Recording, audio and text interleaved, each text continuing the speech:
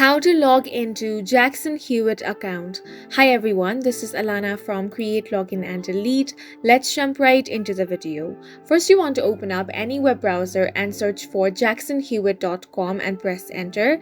Then at the top of the web page, you want to click on the option of login/sign up. Then click on the My JH account option.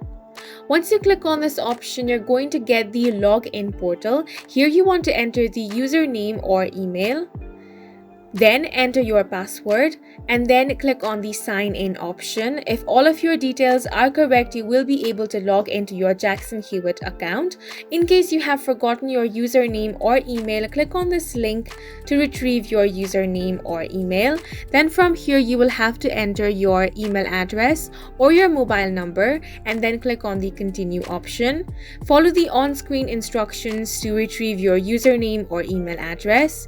Click on the option of forgot password in case you have forgotten your password. After that, you will have to enter your username or email. A link will be sent to you from where you will be able to reset your password.